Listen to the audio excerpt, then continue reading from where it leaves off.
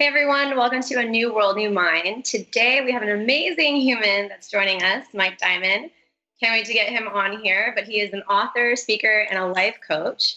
And he's also the creator of the brand Conscious Outlaw. So we are going to have a great conversation about what's really going on, how to be mindful, empathetic, how to get through everything that we're going through. So Mike, welcome. Hi, how are you? I'm good. How are you? I'm good. So good to have you. We're going to have some serious conversations, but I wanted you to go ahead and expand on like everything that you do, your author, your book, like for our listeners to kind of get a background of you. So I wrote the book 7 Steps to an Unbreakable Mindset. It came out a little over a year ago. Okay. And then the reason I wrote it, it's a mindfulness-based book on my personal experience in sobriety and life. And it was a simple book, 150 pages, because I didn't want people to get overwhelmed, with lots of tools of how to, the first step in it talks about managing our fear. And especially right now, where we have a lot of uncertainty and fear. Absolutely do. You know what I mean? So people talk about stress management. I don't like to talk about stress management. I believe fear triggers stress. Correct.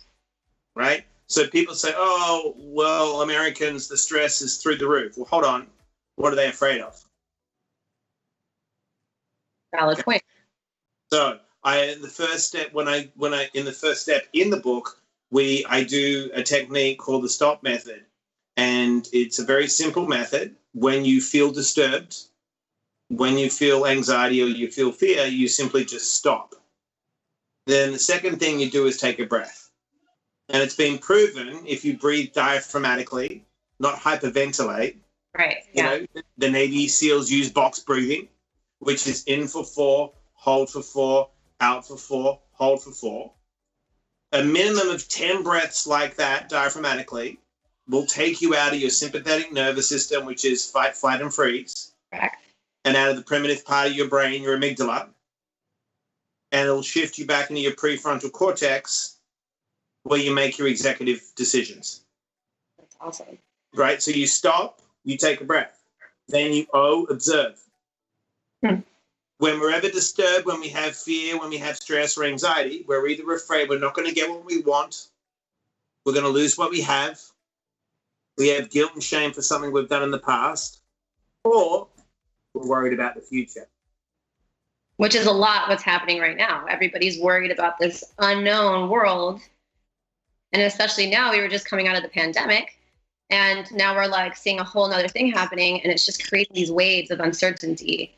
And I think everyone is causing anxiety and panic. I've had a lot of people call me with their anxiety levels or not experiencing anxiety before and now having it. So I think it's huge to kind of figure out and talk about how to get through what we're dealing with and how to kind of calm down, refocus, be logical. There's a lot of emotions running around right now.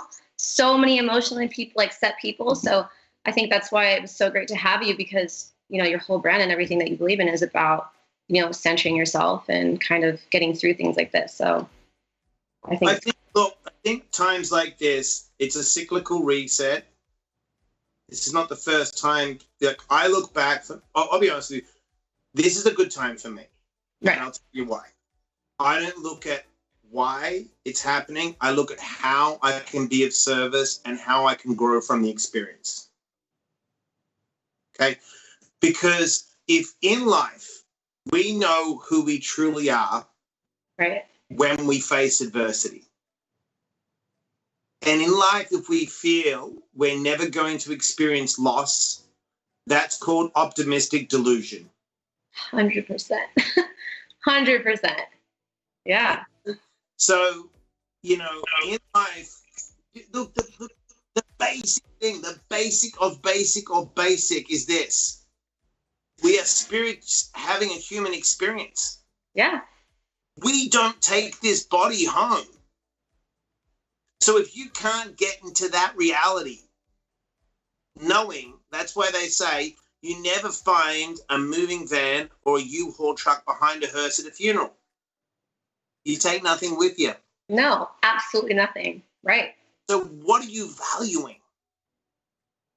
and why. That's very true. Well, I think people are faced with that the most right now because the pandemic forced us into that and realizing what kind of life we were living before. Right. What were you spending your time doing? Right. I tell that, like, that's what we talk about here. We're always asking, what are you doing during this hard time? What have you been doing since? What are you fulfilling your life with? And are you reflecting on the things that you were doing before? Because I feel like a lot of that fear, which stems to anxiety and panic, is because you're acknowledging that the life you were living before is not necessarily the best, right? Okay, absolutely. So look at it like this, right? So under stress, every human being, right, operates very simply. Some people are passive. Some people are reflective. Some people, the reflective people then take action, and some people are aggressive. Right. Okay? Everyone sorts like that under pressure. Mm-hmm. Now, in prior experience, if you've been, say, put in a situation where everyone protects you from reality, the reality of death, the reality of pain, the reality of loss, right? When you're faced with this uncertainty, you haven't the training and resilience and grit to understand it, how to take this information, process it, sit in it, and then move forward. Which is probably why people are having a hard time moving forward and getting through this. Because I know everybody's like, well, what now? How do we heal from this? And I think that's the biggest question. We've experienced so much within the last 6 months. I mean, half the year's gone. And I feel like we've all just been sitting here and life is already precious. Like we spoke about this, time is a huge thing in some of our lives, right? Some people use it better than others. But I think that's the biggest thing we're seeing is the year is half gone and they don't know how to get past all the trauma and all the like uncertainty. So I think it's, how would you go about giving people advice about that? Like, what do you say about healing and how to get through, you know, because a lot of people either are going to choose to be enlightened right now and figure it out. But there's a lot of people who are just so filled with emotion, it blackens out. Like you can't see what's in front of you because your emotions are too powerful. First of all, to me, the most important thing are needs and wants. Correct. A need is not a want. You may need transportation, right? But you want BMW. You don't need the BMW, right? You just need the car. Yeah. Right. Think about it. You could have a 10-bedroom house and you live alone with your wife and you're in debt. Well, why do you have a 10-bedroom house, right? Why do you have 70 pairs of shoes, right? So you have the wants to feel better and the status builds the oxytocin because you're not getting the oxytocin in an empowering way. You're not getting it from community because every human being is looking for a dose, DOSE, dopamine, oxytocin, serotonin, and endorphin. Oh, wow. Are you getting it disempowering or are you getting it empowering? That's a good one, Mike. So for years, I did cocaine, right? Because I did the dose, and it's the most powerful stimulant to spike dopamine receptors. Now, let's look at it like this. Every human being is looking to gain pleasure and avoid pain. 100%. Okay? Yeah. Right? So if you know your daily rituals and you go inside yourself and you can simplify your needs and wants. Right. And then set up the daily habits because we know neurons that fire together wire together. Yes. It becomes an unconscious behavior. And we all know there's two ways that people have it. We all know what we want to avoid. We want to avoid being sick. We all want to avoid being homeless, right? Right. That's called away motivation. We want to move away from that. Well, what's pulling you forward? Interesting. You have to have away motivation and you have to have forward motivation. So the problem is people don't have targets to hit. And what we focus on expands. Law of attraction. Right. Absolutely. You focus on the negative all day, what happens? Negative. That's all you see. That's it. Right. So you have to expand that, your map of reality, by gathering information and then realizing it's not called post-traumatic stress, it's called post-traumatic growth. You grow from the appropriate stress. I like that. Well, yeah, you see it with your experiences and my experience. You have a choice in the matter. And the same thing that's happening right now, you have a choice with the pandemic and everything else. you can let it consume you and ruin your life, or come out of it and grow from it. Like before, death was not a thing for me, right? I've never experienced it like that. And now I'm like, it's like putting goggles on for the first time, or you know, seeing through glasses for the first time. And it's just like, oh my gosh, like this is a whole different world, you know? But I think that that's the problem, is a lot of people aren't taking the time to get them know themselves, because we grow as kids to adults. And I think a lot of people hold on to their childhood instead of reflecting and looking at it like a book and just reading the first chapter and then based on that creating a new chapter. They just hold on to it. And I always, you know, it's funny because we see that a lot in the dating world. You know, my mom always said, if a guy talks about his past, that's not someone you want to date, because they're still living in the past. A person who talks about the present and the future have absorbed their past as children, they've accepted it, and they've moved on and grown from it. And it always stuck with me that she said that, because I was like, that's interesting. It's true. And I see it more and more. With the pandemic and everything, I think people are now going to hold on to this, you know, tightly, and instead of growing from it and using it as a powerful tool to continue and never let that happen again to them, you know, or the situation that they were put in. You just nailed a perfect thing. So let's look at it like this. Right now, up until this point, you and I have manifested our reality by how we choose to think, feel, and act. Correct. Right? So we are sitting here right now. Yesterday is done. Right. So if I turned around to you and said, what's the worst movie you ever saw in your life? What's something you hate?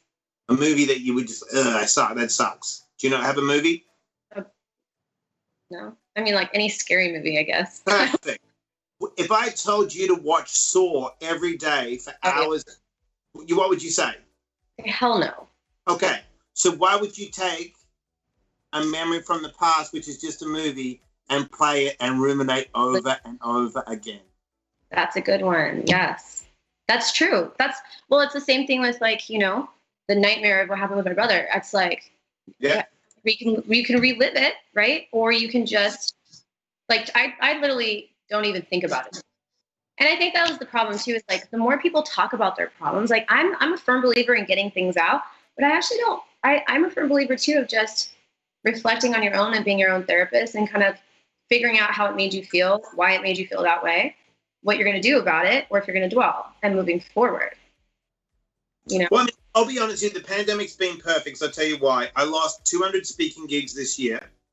I sat down by myself and I literally went, okay, how do I feel? And I started writing and I'm like, I feel okay. I wrote 10,000 words in 3 days. I sent those words to a friend of mine. I said, I don't know what I'm doing here. I think I'm writing another book. She's like, I'll start editing. I wrote the new book called Finding Purpose in a Pandemic in 6 weeks. I got down 65,000 words in 6 weeks. Okay. It's going into edit now. Dave Meltzer's going to write the foreword. And now I'm going to be negotiating with publishing companies or do it myself. Now, on top of that, I helped create the Recovery Today podcast, okay, after getting the cover in April, which only happened because of the pandemic. Right. I'm on a platform with Dave Meltzer every Tuesday called The Dose. We give people a dose of positivity. I love that. Yeah. And then I'm going to be doing a show with Kent, which is called Back from Broken, which is going to be bringing people great, inspiring stories of people coming back from being broken and hitting rock bottom. Now, if I didn't go through the pandemic, none of this would happen. No, at all. I know. It's such a powerful thing that you can use in a great way, right? Yeah. That's amazing. I didn't know that. That's congratulations. Thank you. So it's all come through the adversity. But you got to remember, I came to this country with nothing. I was told I would never make it. I left Perth, Western Australia, the most isolated capital city in the world, right? Nothing. Dyslexic, kicked out of school. And I was like, I can figure this out. I can undiagnosed dyslexic, which was even better. So I found school, but no one told me I was dyslexic, okay? Started using drugs at 12, you know, got myself sober by myself. No one did an intervention on me. I was like, it's time to stop. Went to 3 meetings a day, still had to open up bars and restaurants while I was actually getting sober. It's not like someone did an intervention, pulled me in and said, you're ruining your life. Everyone was like, you make a ton of money, you do a bunch of cocaine and drink with rock stars. I owned a bar with Scott Weiland. So it's not like anyone coached me. I just went out and gathered the information. Yeah, absolutely. Firm believer of that. Do you know what I mean? Yeah. So Teddy Atlas has a great saying to his fighters. And he says this one thing. He says, the fire is coming. Are you a firefighter?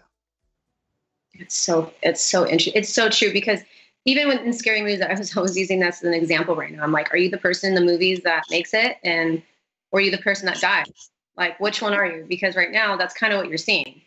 You know, well, how's this? Just know, everyone wants a trophy for walking out of a burning building, right? Right.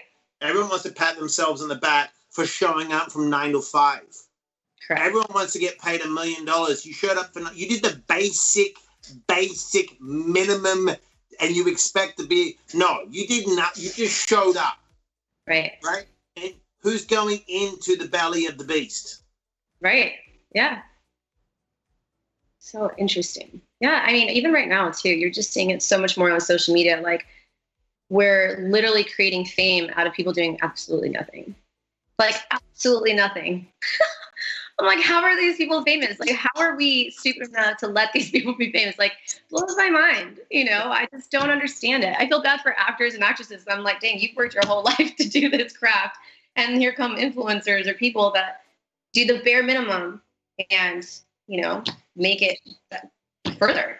But I think it's very interesting now to understand that because we don't want to go deep, that if someone flosses a certain lifestyle, what is sad that people actually believe that that's success.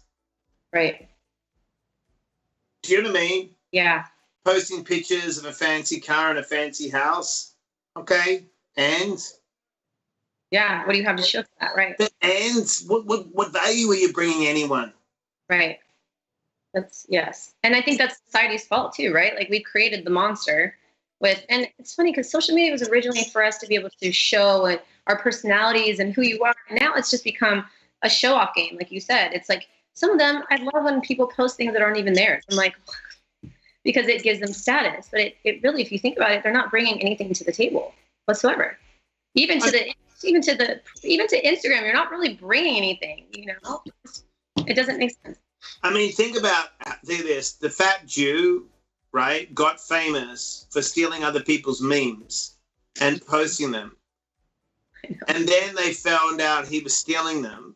So he got in trouble and lost like an agency deal because people said, oh, it's like stealing someone's jokes if you're a comedian.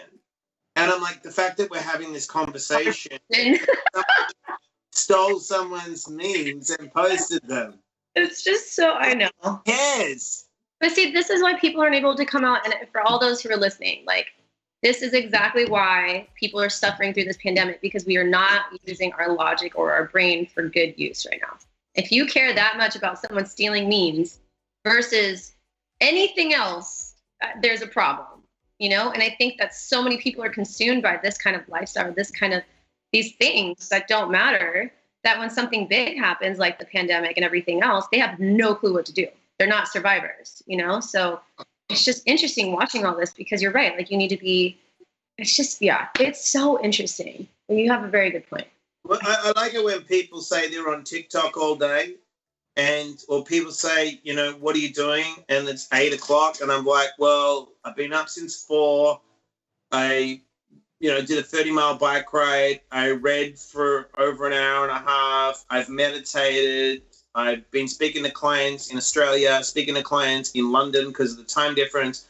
I'm speaking to clients in New York, and it's 7 or 8 o'clock. And they're like, what? And they're just getting up. And I'm like, I've already crushed the day. I'm ready to go. Like, and you're just getting up, and there's a pandemic like this. You're in lockdown. You know what I love? There's 3 things that people don't understand. If you can master these 3, you can succeed. Time, money, and resources. Absolutely. Right? Right. 24 hours in the day, what do you do with it? I squeeze every minute and bring value to that time, right? Money. Don't worry about money. Bring value, you create money. Resources, be resourceful. I love that. You want to go run a marathon? I don't have shoes. Run it barefoot. Go out and run it. You want to work out? Start doing squats in the house. Yeah. You know what I mean? Stop making excuses. Right. Yeah, no, absolutely. Absolutely. I know when everybody was complaining about being at home, I'm like, you have internet, you have air conditioning, you have food, like you have Postmates. Like, what are you upset about? You don't even have to go get. You know what I'm saying? And the thing is, guys, for those listening, like, it is true, because I think that we're so consumed by thinking that value comes from social media or like how other people perceive you. But I think the only person that matters is how you perceive yourself. And when you don't have an identity, right? If you don't know who you are and you don't know what you stand for, if you don't have purpose, and you can't just sit at home and do what you need to do to be a better person, be resourceful, like you said, use the internet, learn a new language. I mean, do anything. I don't care what it is. Just do something to help you sharpen your brain. Like, I have so many brain apps on my phone that it's ridiculous. Like yesterday, my best friend and I downloaded Solitary and Hearts and all sorts of games just to keep ourselves going, you know, because we were kind of bored. But it's just even making the effort, I think, is just so hard for people. And I think that's what a lot of people are seeing, Mike. And I want you to hit on this too, is that I've had a lot of people come to me and be like, I don't know how to start. Like, how do I get out of this hole that I'm in? All right. So I always say, first of all, you keep it small, okay? And you chunk down. But you have to have something that you see in front of you. So the problem is people don't have a target. Right. Right? You can only hit a target you see. Right. Yeah. Oh, that's good. Right? That's a very good point. Exactly. This is why I don't believe in passion. I believe in purpose. Yes. Athletes have passion. Say, for example, they go out and play a sport, right? They identify the sport as their driver. They leave the sport. What happens? They're lost. They're lost. They don't. I don't have a life after football. I don't have a life after golf, because you're playing with passion. Passion's a feeling. Purpose is not a feeling. Purpose is glue. Purpose keeps things together when the hurricanes of life show up. Absolutely. Right? So Right. if you have purpose, the purpose is not about you. The purpose is about bringing service to another human being. Absolutely. So there's a great story years ago that I read, and it said there was 3 guys working, and the one guy they're working on a building, and the one guy said, I'm laying bricks. He's like, okay, goes over to the next guy, goes, I'm building a wall, goes over to the third guy, he says, I'm building a cathedral. So the moral of the story goes is the first guy had a job, the second guy had a career, the third guy was building a cathedral, he had a calling. I don't agree with that story in this way. I don't think it's about the cathedral. So I flip it, and it pisses people off. And I go, there's 3 guys working on a cathedral. Guy goes over to the first guy, what are you doing? I'm laying bricks. It's my job. I'm a bricklayer. Goes over to the second guy. What are you doing? I'm laying bricks. It's my career. Goes over to the third guy. I'm laying bricks. It's my calling. Whether I'm building a cathedral or building a barn, my calling is to build and bring service and value to others. Oh, I love that. Yes, absolutely. Right. So here's 3 things that I wake up with. How can I inspire? How can I educate? How can I motivate? Absolutely. If I stick to those 3 all day, whether it's a pandemic, whether it's a sunny day, whether it's snowing, wherever I am in the world, right, no matter what's happening, I can always find a way to inspire, educate, and motivate. That's so true. And everybody who's listening, I hope you write that down. Like, that is key to life, because, you know, we were all put on earth for a purpose. And I think we have to, like you said, you know, we're spirits in a body. We don't take anything with us. So what else do you have to offer? The nice house, that's great and comfortable, but what are you helping other people doing? You know? You know, it's great to have money. Absolutely. We all want money. But if your focus is just to make money, and that money is, you know, hurting people, harming people, bringing people down, what's the purpose of it? Yeah. If you can't bring value to people, look, everyone is trying to find their potential. That's it, live their potential. And Maslow said only 3% of human beings self-actualize and reach their potential. Okay? Same. So I believe if you have the right daily rituals, if you're prepared to do the meditations, prepared to do the inventory, get the right direct and indirect mentors. A direct mentor would be calling me and you. An indirect would be observing someone else that's made empowering choices, looking at their blueprint, then being an autodidact and doing it yourself, right? Absolutely. And you are willing to pay the price, because successful people do the work no matter how they feel. Unsuccessful people only do the work when they feel good and they feel right. That's You're true. never going to feel good and you're never going to feel right. Right. Absolutely. So Mike, run me through your practices, or how does your daily, how did you get yourself out of what you were experiencing? How did you start? Did you just one day wake up and were like, I need to change my life? Just started observing people, or how did you get out of your situation? What you mean, when I got sober, or when you started helping? I was very lucky. When I owned a bar with Scott Weiland, there was 4 guys that were 14 years sober that would come to the bar. And I had an epiphany. I was friends with Scott, and I could see his wife and kids were, they were having conflicts. And here I am shooting a TV show with the biggest rock star in the world, living a debaucherous life. And I just sat for a second and said, okay, where am I going to be in 10 years from now? That's good. And I'm like, I'm a kid from Perth. I'm in New York City. And I think I need to stop the drinking and drugs. So I just went over to a friend of mine that was sober. No one told me to stop. I was doing an 8 ball of cocaine a day and drinking a bowl of vodka. I mean, I was literally destroying myself. Yeah. And I would get up the next day. I never asked for help. I would work all day, go to the gym. I just functioned like that. And he said, okay, I'll tell you what to do. Don't question me. I'm like, okay. So he literally said, go to meetings, but you have to go to meetings the way you use. So the one good thing about me being an addict, and I will go back to, say, Robert Downey Jr. Robert Downey Jr. went from crackhead to Iron Man. Right. He did. So it's where you place your energy, right? Where you place it, it expands. So I was like, I am going to be the most sober, obsessed person in the world. I did 3 meetings a day, breakfast, lunch, and dinner. I read voraciously. I took massive service commitments. I went to meetings. I sponsored. I did everything.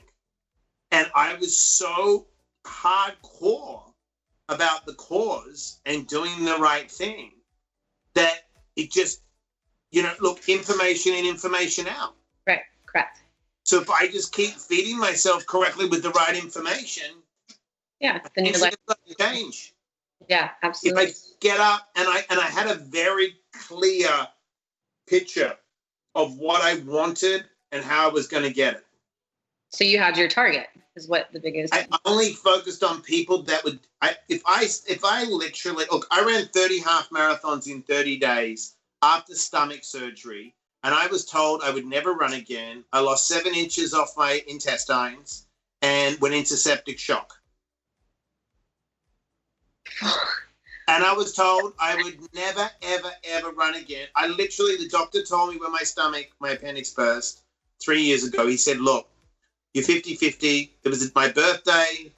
It's literally 3 years ago in a couple of weeks. And my wife comes in, we're having a baby boy. I get rushed to the hospital. And I said, don't take my colon out. He goes, you're going to die. I've got ulcerative colitis, which I heal myself naturally. And he said, your colon is rotten. It's done. It's sepsis. You're done. Half your body's full of toxins and poison. Right. I said, do me a favor. I've got no ego. Please keep my colon. Please. I don't want to have a bag. No, yeah. If my life is on the line, take it out. If my life isn't on the line, you get me through the surgery. Leave me with that. He gave me 6 weeks. Now, I can only took a certain amount of Norco because I'm a drug addict, recovered, right? So I had to be careful getting out. I'd lost 50 pounds. Right? I was emaciated. Then the baby came 7 weeks premature. Oh my gosh. So what did I do? I got to do this. This is it. The rubber has to hit the road. And, I kept saying, this is good. I can't wait to tell this story in 2 years from now. That's where my motivation went. So I watched a woman on a video. She ran 100 miles. I'm like, that's the greatest thing I've ever seen. How did she do that? Then I went back and I found out she wasn't a long distance runner. I was never ran a distance race, right? And I believe in this. Jump in the water and get wet and figure it out. Yeah. So the next day I said to my wife, I'm going to go push our son a half marathon. She's like, what, you've never run one? I said, yeah, I'm just going to go find a race and I'm just going to commit to it. I found a race. It was like 16 weeks later. I entered the half marathon and something went off in my brain and I said, I'm going to find a cause. I found this little girl, Layla, and I attempted a Guinness World Record, which was 20, and I ran 30 half marathons in 30 days in August with a hernia. Oh my God, Mike, that's insane. Wow. That's went to the doctor with the hernia. It was a massive hernia, and he said, you'll never do it. It's impossible to run 100 miles a week with a hernia. You'll strangulate it and die. And I'm like, no, I'll get through it. And all my wife said is like, can you really do this? I'm like, yeah, don't worry about it. I'll get it done. And I got it done. And I went to work every day. See, I think that's the thing about your mind. It's so powerful, that you can even overcome the body, like what you were saying. You were like, no, I'm going to do it. And you had no doubt in your mind. And then your body adjusted accordingly, apparently. But are you okay now? Yeah, this morning I ran 6 miles and did a 30-mile bike ride just to do it. People leave so much on the table because the information they get is incorrect. Right. All the people that told me that I was going to fail when I was a kid, you know what I was just waiting for? Time. I was like, you're so wrong. Yeah. You're basing my life on me getting kicked out of school. Correct. Guess what? They buy my books now. Yeah, I can relate to that. Growing up in a small town with brothers who were troublemakers, I was always looked at like that. I was prejudged my whole entire life. I had parents who bullied me, not kids. It was insane. And I couldn't. Yes, my parents unfortunately didn't know how to handle my personality. Yeah. Well, it's hard. I'm just going to do it. Look, it's like this. The train's coming. You either jump on board or you get run over. Yes, absolutely. Absolutely. And in this world now that we're seeing, man, it's not only, it's a tough world that we're walking into, worse than it was before. So I feel like, yeah, that's just, if you don't know how to adapt, and you're going to get run over, just like you said, right? Well, here's the best thing. The good thing about this pandemic has done this. Under stress, we find out who people really are. Oh my gosh. I think all of us can agree on this right now. How many I have unfollowed, unfriended. I have done all the things more than I ever have in my entire life. But it's only because, you've been hanging out with people for 10 plus years or 3 years or 2 years, and you were never put in a situation, especially living in Los Angeles. You're not put in these situations. You just are socially friends, right? All of a sudden, we're starting to see what people really believe, the stupidity that they say sometimes, or it's a very different, it's an awakening, to be honest with you, because you are what you hang out with, and you're seeing this, change of pace with everyone, and it's just interesting to kind of sit back and be like, what's happening here right now? But yeah, it's like, you almost have to mind your own business. You're like, okay, I'm just gonna ghost this human. You can't even see. Well, it's like, you see people do things, and you go, I get curious now. Yeah, absolutely. I'm like, that's really interesting. Yeah. The behaviors, you're watching the behaviors, and honestly, ethics and morals as well is huge for me. So when I see someone not being empathetic or ethically, if I'm not, and it's not that if you don't match with me on ethic, I don't talk to you. It's more the fact that just the respect. You're seeing how people don't respect each other or respect each other. And I think it's just interesting. But yeah, like you said, I'm telling you, I'm kicking back being like, what is happening? Who are you people? I know. You know what I find very interesting is that the lack, I guess it's when you've been beaten, when you've been bullied, I don't think you can be successful unless you face adversity. Completely. Yeah. if you've been like, carried and babied, that's why, this whole, I mean, my wife got upset with me one day and I was like, I laughed about it. And I said, if Orlando, I was a good athlete as a kid, I'm a good athlete. If there's a running race and he comes eighth, top three get top three. Eighth doesn't get an award. No. I was like, that's not what it is. She goes, why? And I go, well, if he wants to keep running, he has to realize there were 7 other kids faster than him. Don't complain, train harder and be better, or just don't do it if you want to do it. But enjoy it. Just enjoy. There's no comparison. But if you're going to put yourself in the race, and what happens is people come out of a college with no experience, and they're delusional because they watch these influencers making $10,000 a minute to post some bullshit, and they're like, "Why aren't I making $300,000 a year?" And I'm like, "Well, what value do you bring to make $300,000 a year?" Well, I went to college, and you have 0 experience. What is your experience in life? Have you lost a business? Have you made money? Can you create out of nothing? Are you resourceful? How do you manage your time? Right. Yeah, absolutely. Time management table. And that's why people struggle now, because people have been fed information that's incorrect. Well, and they're comparing themselves. A lot of the people that I sponsor that were suicidal or come to me and say, I'm overwhelmed, I'm in a hole, I don't know how to get out of it. It's mainly because they compare themselves to these people that are unrealistic on social media. And I have to be very honest with them. I'm like, what you're seeing, these people have adjusted their lives to make you see that.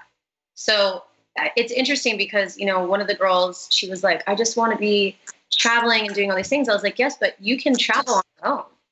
You don't have to be an influencer to travel.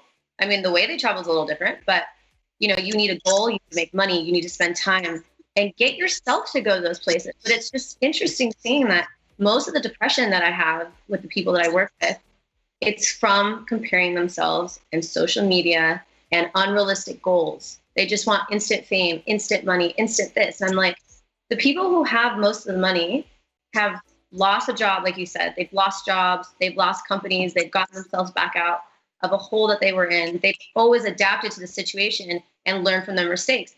I used to flip businesses when they were about to fail. I'd go in and fix it to be profitable.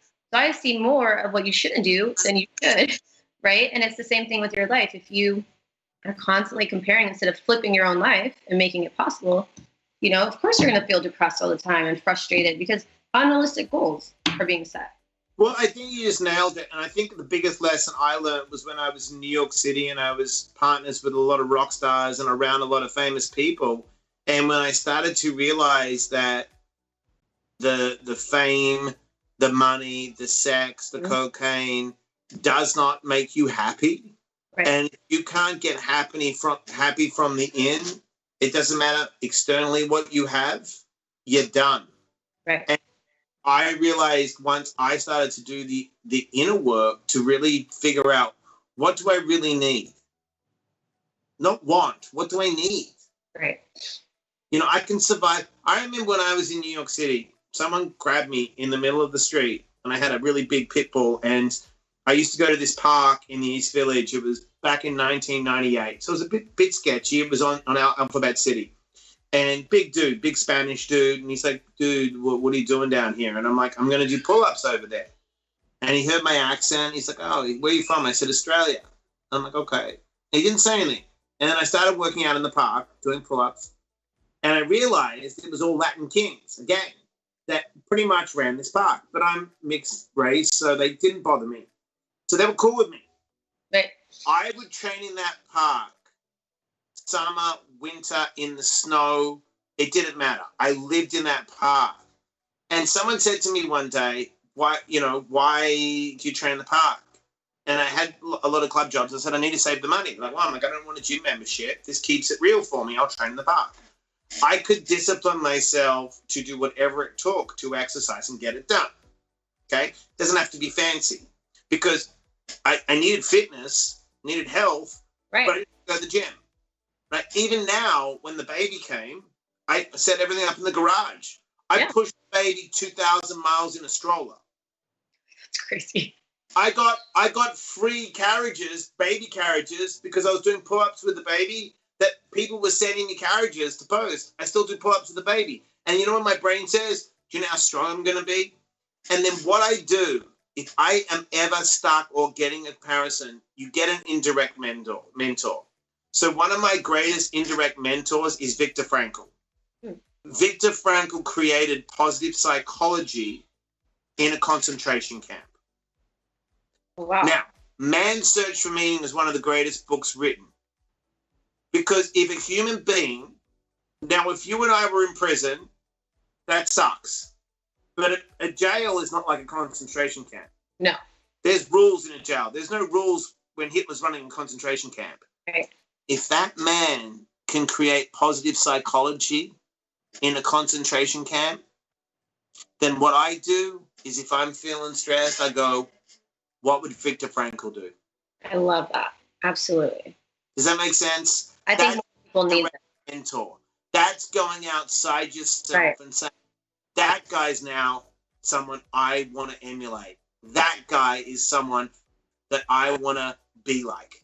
Absolutely. That's what we lack in society. Their indirect mentors are some goose posting a picture that you're like, what are you even posting? Or someone smashing someone's head in thinking it's funny. Right. That we lack emotional social intelligence right now. 100%. It's so unfortunate. And it's true. Especially, and, you know, just like you said, working out at the gym. When the pandemic happened, everybody was complaining about, you know, what were they going to do? But it's like, you could, like you said, do push-ups on, like, I saw one girl using a couch as a bench press. And I was like, that's creative. Like, she literally was using her home as a gym with anything she had. And I thought, I mean, the possibilities are endless when you're at your house. I mean, you can do anything you want. You know what I mean? So, well, that's great. I think more people, especially the ones listening, we need indirect mentors for sure that are not influencers. No, you need direct mentor, and you need people that like are honest. Look, I'll be honest with you. I get up at 4 a.m. Some mornings it's a great morning. Some mornings it sucks. But you know what I do is I know the process. I do breath work. I do manifestations. I work out, and I know at 4 I may feel like crap, but by 7 I'm going to feel great. I'm going to look back and go, look what I accomplished when most people won't get out of bed. Or sleeping. Yeah. I've got the jump on you. Yeah. 24 hours a day, I've already got the jump. I'm already going. I've already got ideas. I'm already creating. I'm texting people. I'm making plans. I'm putting things in motion. And people go, how do you get so much done? I go, well, guess what? It's pretty simple. I get it done. Right. You get up and do it. Yeah, absolutely. I know there's no excuses with all the technology, all the things that we have now. There's really no excuse because your phone is literally has all the resources that you need. I mean, even Kent was sharing the library, the app about you can, you know, have any book you want. It's just, I think it's just the laziness that's grown. The amount of time people spend on social media, literally sitting for hours, just scrolling. If you think about that, and you know, it's funny when you mentioned happiness, there was this, a case study that I read. A lot of people who were large that lost weight, they based their happiness on them being skinny. And then when they got skinny, they weren't happy because they were chasing this unrealistic happiness and that doesn't exist. So the depression in people who've lost weight is higher. Their mental health is worse because everybody's chasing this high of happiness that doesn't exist. You create happiness, whether you're in your home in a pandemic, whether you're outside. I mean, it doesn't matter. You know, like you said, no matter where you're at, you know what you're going to do, how you're going to do it. So it's interesting to see when you read about this, or people who won the lottery. People who win the lottery they're worse off with all the money that they've gained. You know. So, well, external security doesn't build happiness. No. That it's not. That has no value because it's just the value we put on it. Right. You know right. what I mean? Right. So, like, to me, it's like, look, someone says to me, I want to lose 50 pounds. I'm like, great. I ask this, why? Correct.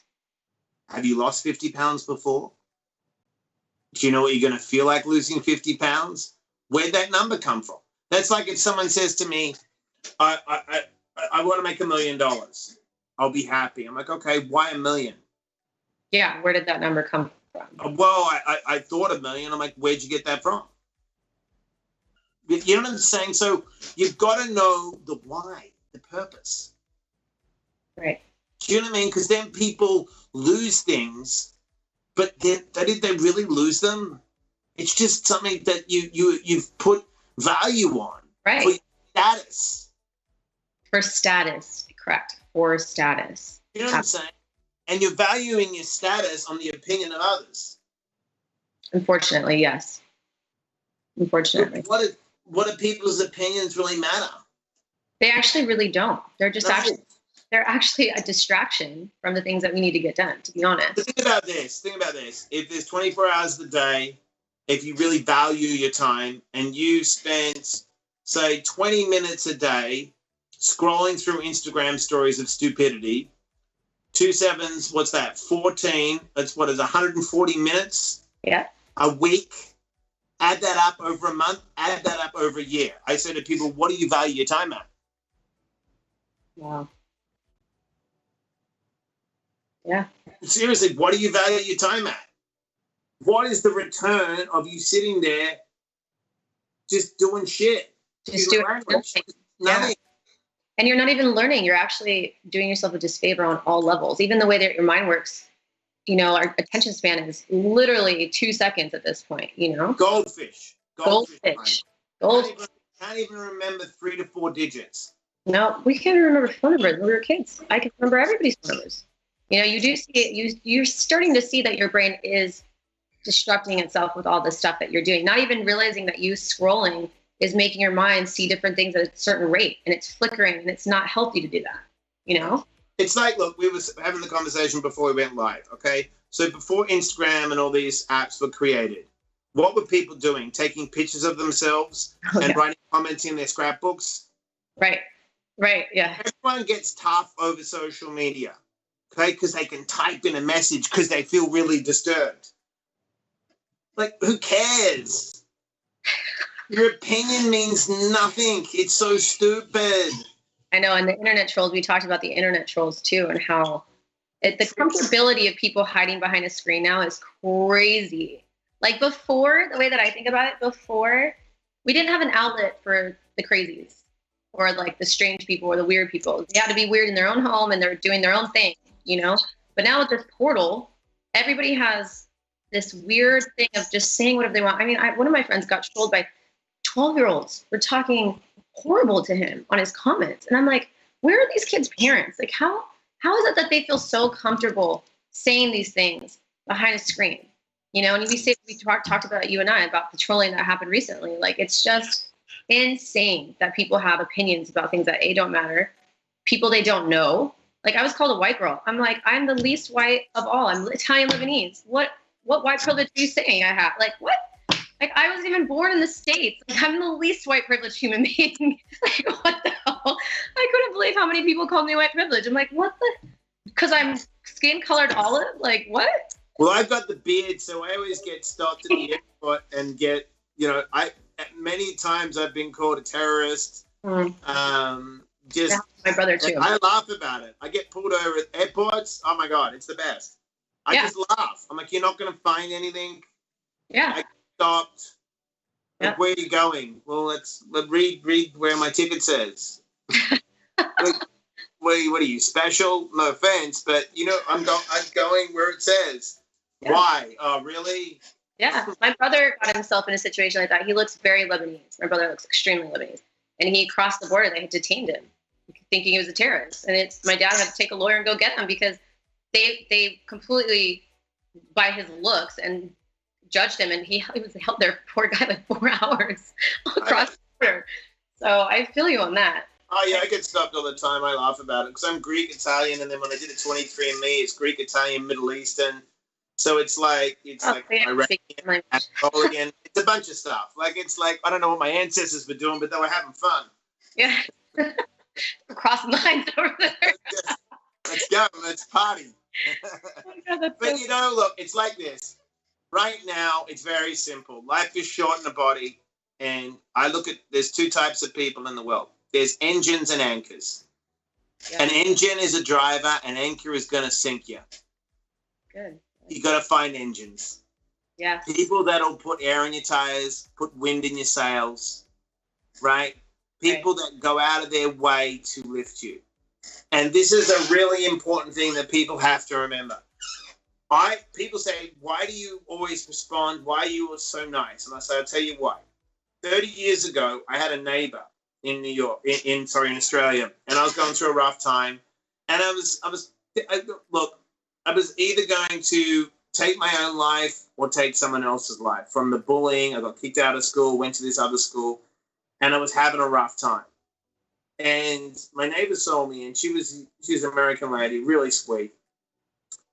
And she said, looked at me and gave me a little wink and a hug. And she said, I'm telling you right now, this will not matter in 20 years from now. Just find your way through it. You're way ahead of your time. She just planted that one seed. I got in touch with an old friend of mine about 4 weeks ago. I hadn't spoken to in 30 years on Facebook. Her name came up, and I sent her a message. And I said, do you still speak to Judy? Her name's Judy. She goes, I do. Judy then found me and sent me a message. I'm so proud of you. I knew you'd do all this stuff. And I said to her, you probably don't remember the impact you had on me, but 30 years ago, you pulled me aside, you gave me a wink, you hugged me, you smiled. And, you told me it's going to be okay. You're way before your time. She goes, I remember the exact time and the day, and I was waiting for this moment.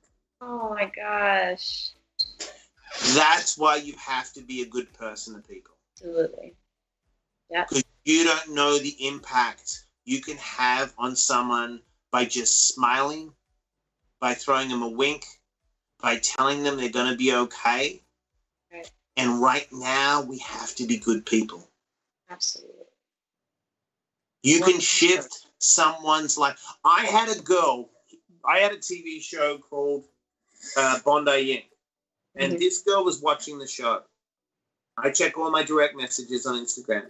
And she sent me and said, you probably will not read this, but I want to take my life. I responded straight away. I said, sweetie, don't take your life. I sent her a number for a suicide hotline, okay? I said, ring these people right now, okay? They are professionals, okay? I'm a sober coach and that, but ring these people right now. She said, could you help me with my sobriety? I said, yes, just contact me every day. I'll give you things to do. Okay, just check in with me every day. She had too much anxiety to go to physical meetings, like just a lot of stress and trauma. You're in that situation, right? I said, no problem. Contact me every day. She's a year sober now. Wow. And I learned that lesson from a guy called Jim Carroll, and he was called the Angel of the Gap. He used to live in an area of Australia that was called the Gap. And what happened is there was this cliff that people would jump off and kill themselves. He saved over 300 people's lives by walking out and saying to people, hey, look, I know you want to kill yourself, but before you jump, would you like to come in for a cup of coffee or a cup of tea and have just a couple of cookies with me and let's chat for 20 minutes? Over 300 people he saved just by having a conversation. That's incredible. Yeah, because that's why Drew's movement, it's a movement not against, I shouldn't say that, but it's a movement for a buddy system the exact same way. Just sponsor. And the thing is, for everyone listening too, it's just as simple as Mike said, a conversation. If you know someone's having a hard time, and this is why you always need to be nice to human beings. You never know what they're going through. Like my brother was the person on earth that would ever take his life. He looked like you, like literally the one person you would never assume, but we didn't know what was going on in his mind. And one thing could have just set him off if somebody said or did, and it's that important to be nice human beings and have empathy. And, like you said, ask someone how they're doing, brighten their day with a simple comment. When I see people crying, I usually stop and I'm like, are you okay? Like anything will help. That's incredible. I love that story. That's a great thing because that's what our whole movement stands for, people in that moment. Yeah. Joe, why do you have to be a dick? That's one thing I'll never understand with how people, I think that's a ego reflection. It's something within them, that it's projection. People who are dicks are projection. They're projecting their own issues to other people, but you don't know what that projection is going to do. Like I always tell people too, if you're having a bad day, don't bring your bad day onto someone else. Don't call your friend and tell her, oh, I'm having such a shitty day. I had a flat tire. This happened. Because what if she was having a great day? You just put that negativity on her. Or maybe she was having a shitty day. You know, you just have to be very mindful of people around you. And by the way, before we go, I wanted you to talk about your shirt and that movement. Yes. Yes, I love the name. I created this mindfulness movement. It's an empowering, social, emotional, intelligent movement that Kent and I and my good friend Ricky, who helped me get sober, the three of us are joined forces, and we're going to build this army of positive, mindful people that will drop a dose of positivity on people. And it's just all about social and emotional intelligence. And it's nothing to do with sobriety. It's just about helping people self-actualize and reach their full potential. I love this. Because you are a conscious outlaw. You know, yeah. It's like people like you, me, and I think now we have to drop the hammer and the outlaws are going to take over, and it doesn't matter. You bring the hate, I'm going to bring more positivity. Absolutely. Well, guys, Mike Diamond, thank you so much for coming on. Anytime you're welcome to come on and bring your wisdom. But guys, look him up on Instagram. It's Mike Diamond with Conscious Outlaw. And we'll see you next week on A New World, New Mind. Have a good time, guys. We out now? Now we are.